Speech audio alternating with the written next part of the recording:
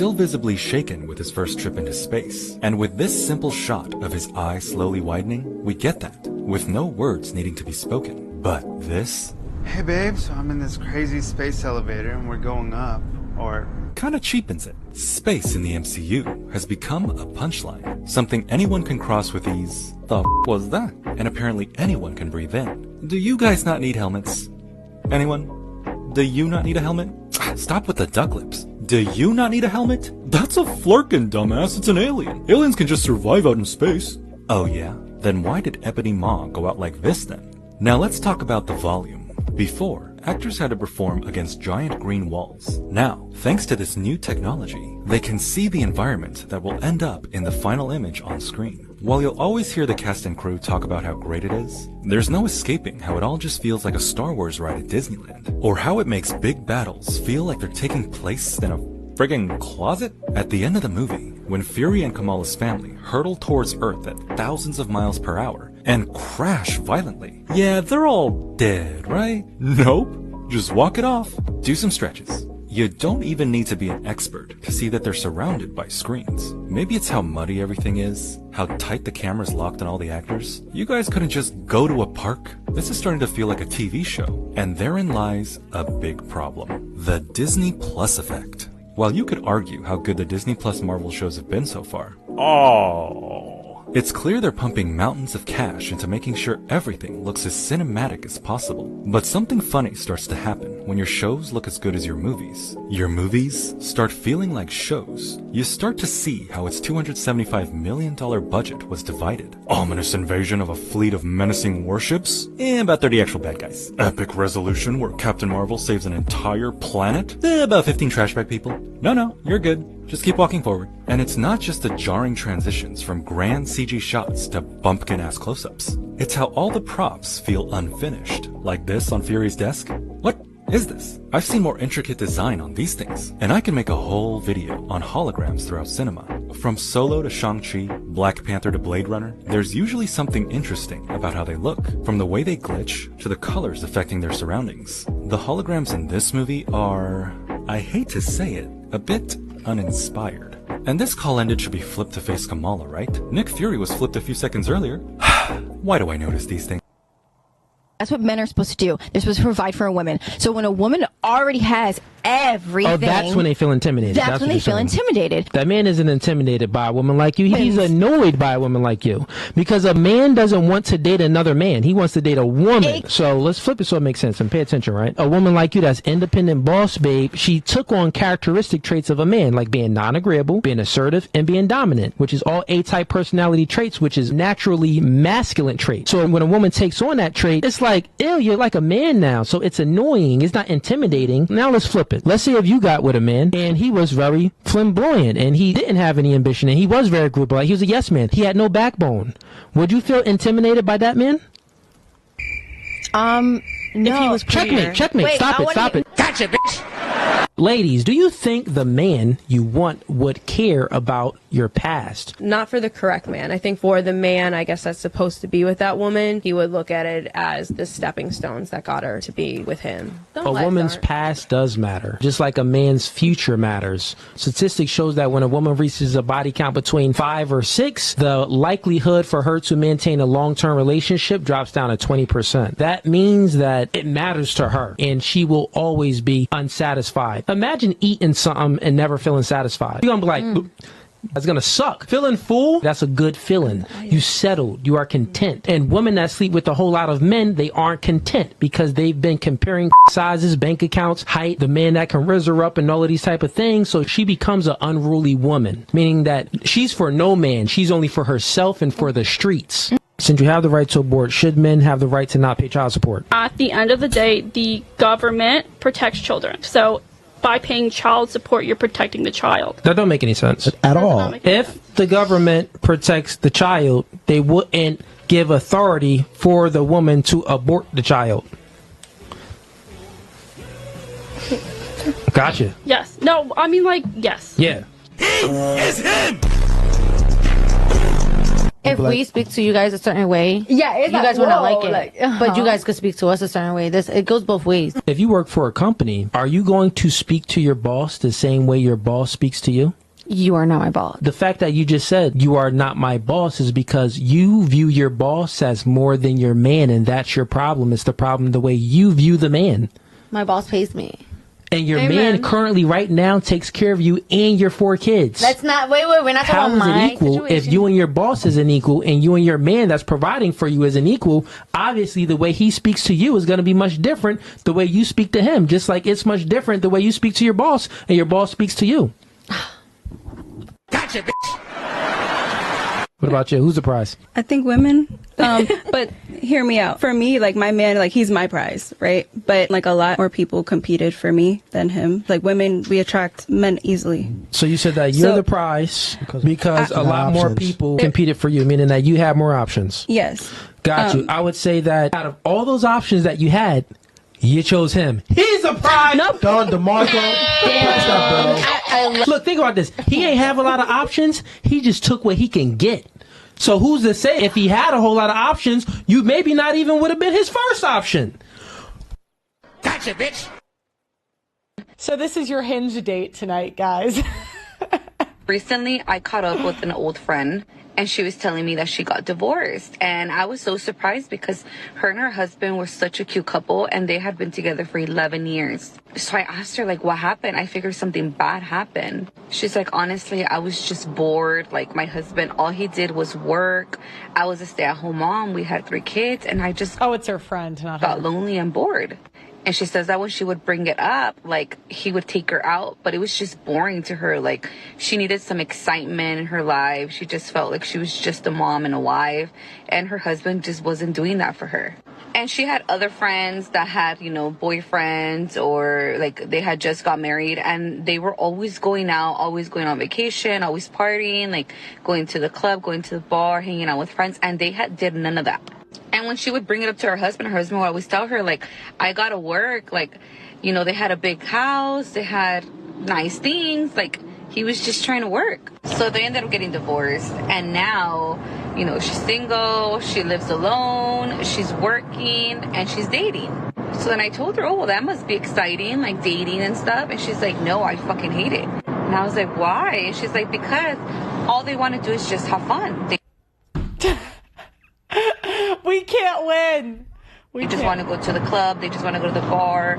They just want to hang out, have a good time, and then that's it. She said no one wants to help me out. Like, I'm trying to find someone that's going to help take care of my kids. She's like, I just want someone to be a provider, not just a good time. So I was all like, well, wasn't that what your husband was doing? And she's like, I know. And I guess now her ex-husband is dating someone, like, seriously.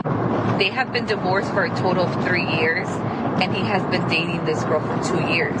She has 2 kids, and they're already living together. She says that he's fully taking care of her. Like, the girl doesn't work, she's a stay-at-home mom. They haven't had any new kids, but they're planning on having kids.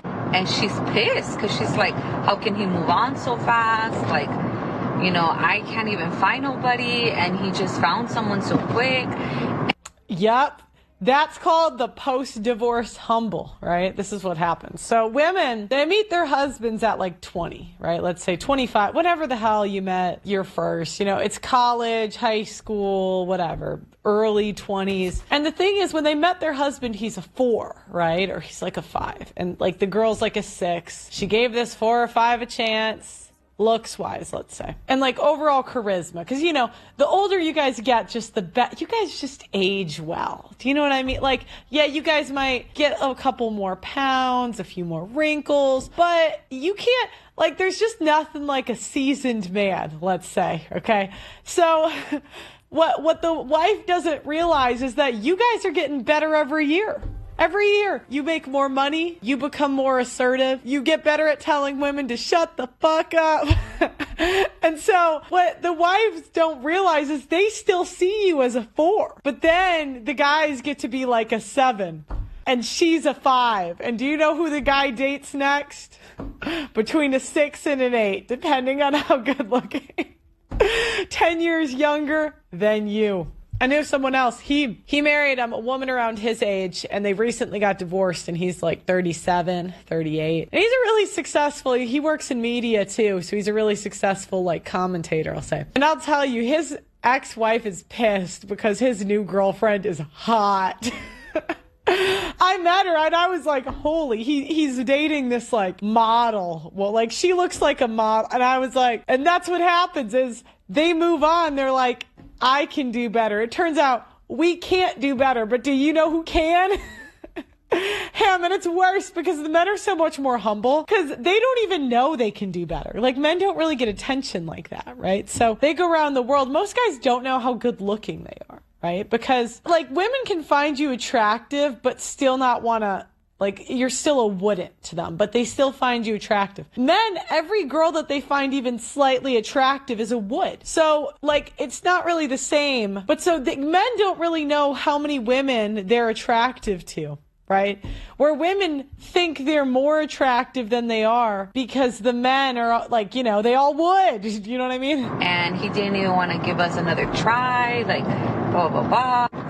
And I was so confused because I was like, okay, so you divorced him because he was always working and you were bored. So now you are single, going out, having a good time, dating, but you don't like that. Now you want someone to take care of you, a provider. And your ex-husband, all he wanted to do was be a provider. That's why now he is dating someone who he has no problem providing for her and her kids. And she's pissed because she's like, why would he go and find someone who has kids? Like, he already has kids. Why would he want to take on that responsibility? And I'm like, wait, aren't you looking for someone to take on that responsibility? I was just giving her a hard time, I'm not gonna lie, because it was kind of funny to me because I was like, I could tell that she regretted her decision. I could tell.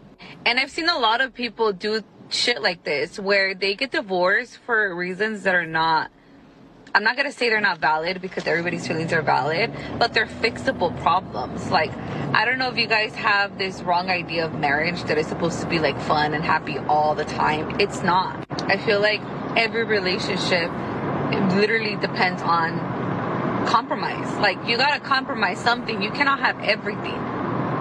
And to be honest with you, like, if she was willing to give up on him that quick, like, maybe she just didn't love him that much because I cannot even imagine just me being like, oh, I'm bored, I'm going to divorce my husband, you know, like, no, you figure it out, you work it out. But I could tell that she's regretting it because what she thought she wanted is not what she thought she wanted. Yeah, she's like, I'm bored, I want to get a divorce. And the guy's like, wait, we could have did a date night. She's like, no, I'm bored. Didn't work out too well. Okay, next. Let's see what next what we got on the ho-els. That's what we could call this series. My reactions are just the L's of hoes. So two times I've stepped. Oh my God, she talks about this for 8 minutes. Oh my, let me sit back. Oh, freaking eight. Out on my 20-year marriage 2 times, and not big. A kiss here and there. I think it was more than a kiss. I really do. And both times it's caused a separation.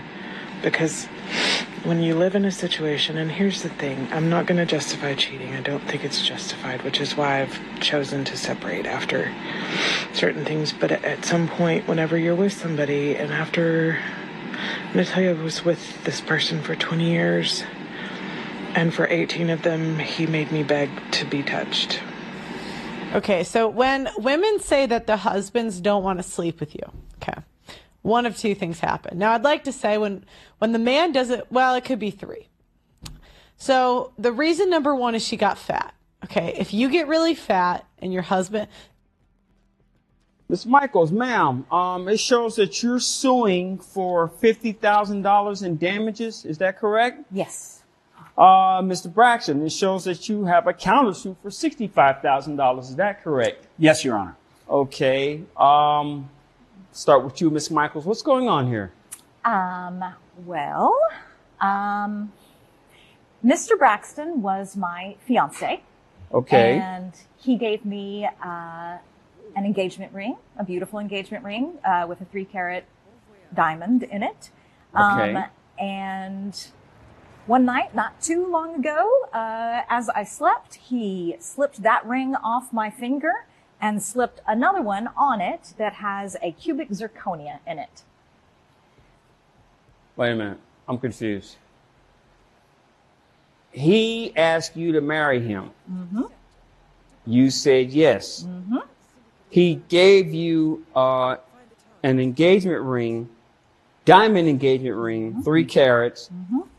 You put on your finger, and you said that he later, while you were asleep, exchanged it. That is correct.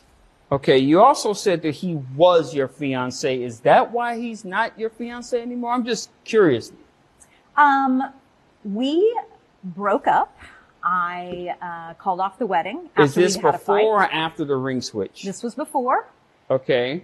We'd had a fight, and I decided that this was not going to work. So I called off the wedding and broke up with him. Not too long after that, he begged me to come back to him, and I reluctantly did so. And that night, he made the switch.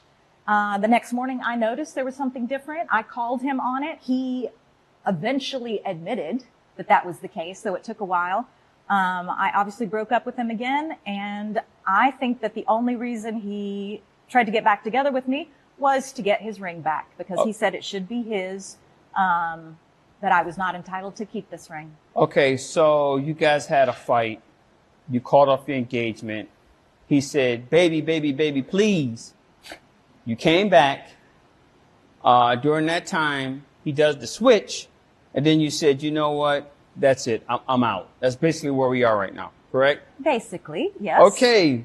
Mr. Braxton, you heard what she had to say. I want to get your side of the story. Plus, I want to know about the $65,000 that you're asking for. Thank Go you, ahead. Your Honor. Yes. Most of what she says is true. She tried to steal the ring from me after she broke up with me. I did ask her to take me back. We did reconcile, and I made the very wise decision of protecting my investment by switching it out with a cubic zirconian. Okay. When she discovered that, she stole my 1982 Porsche 911 and sold it to a neighbor and kept the money herself.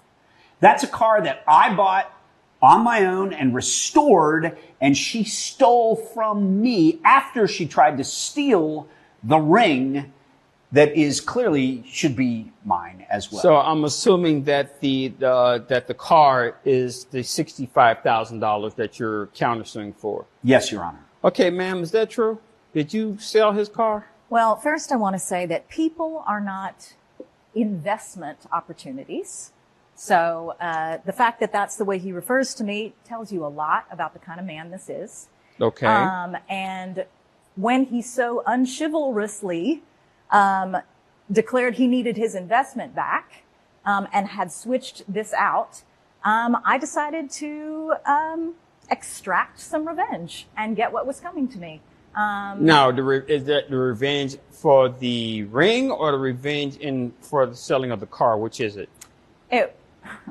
It was revenge for a lot of things. Well, no, man. What I'm getting at is when you say revenge, did you mean is it revenge? I'm going to keep this ring, he had or already revenge? I'm going to sell this car. He had already switched the ring out. Okay. So in retaliation, you to get sold the car. I sold his car to a neighbor of his who'd always had his eye on it.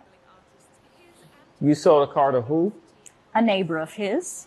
Who what? Who had always had his eye on the car. He had his eye on the car, that's it? That's right. Okay. Your Honor, would you ask her what she did with that money? Sorry? Sorry to interrupt. Would you? Yakub, Have you ever heard of the story of Yaqub, the mad scientist who, according to the Nation of Islam, actually created white people? Yeah, I know, it sounds like something straight out of a comic book or a sci-fi movie, but for real, this is a central belief in the Nation of Islam theology. So here's the breakdown. Yaqub, sometimes known as the big hit scientist, was supposedly born around 6,600 years ago on the island of Patmos. That's right, the same island from the Bible's book of Revelation. And this guy wasn't your average kid. Legend has it that Yaqub had a gigantic head and an even bigger brain, bursting with genius-level intelligence. He was so brilliant, they say that by age 18, he'd already mastered every branch of science. But Yaqub had a bit of a dark streak. He wasn't content with just being a prodigy.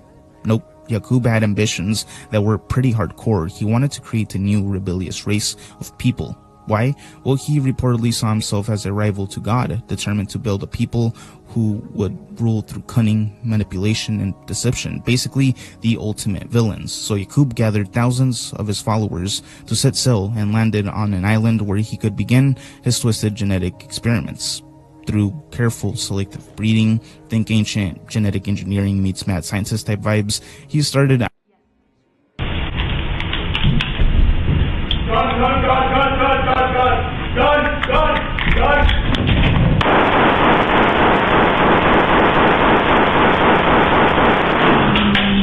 Man attacks police station with a gun, shot dead by officers after 17 rounds fired. The incident occurred in Michigan. A man appeared at a barbershop approximately 5 kilometers away from the police station. He was Naji, the suspect in this case. Naji had previously worked as a barber at this shop. He walked straight to the cash register, then stole a 9mm handgun from the drawer and hid it in his pants. About 10 minutes later, Naji drove to the entrance of the police station. The officer on reception duty greeted him when he saw Naji. But Naji directly pulled out the handgun, aimed at the officer, and pulled the trigger. However, no bullet was fired from the gun, so he removed the magazine and tried to reinsert it.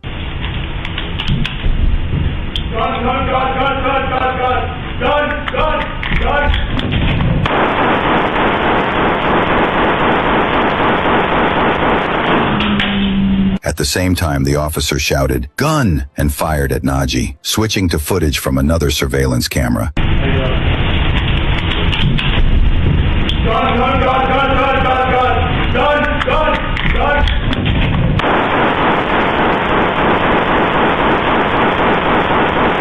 We can see an officer opened the glass door, said nothing, and fired 17 rounds in a row within 4 seconds. Naji was hit by the bullets and fell to the ground, with one shoe falling off. After that, the police cordoned off the lobby, and several officers approached Naji with shields. They picked up the handgun that had fallen from Naji's hand and discovered that the gun's safety was not off, and there was only one bullet in the magazine. Naji was then taken to the hospital. He had multiple gunshot wounds all over his body and was pronounced dead shortly after arriving at the hospital. Following the shooting incident, Naji's family filed a wrongful death lawsuit claiming $10 million in compensation from the local government and accusing the officers of intentionally opening the window to fire shots while being protected by bulletproof glass. Do you think the officers' decision to open fire was justified? The three-body problem. Humans lie. It's just part of our nature. We lie when our wife asks if she looked fat in that dress. We lie to our bosses, to our kids, and to Congress. It's so normal we barely notice.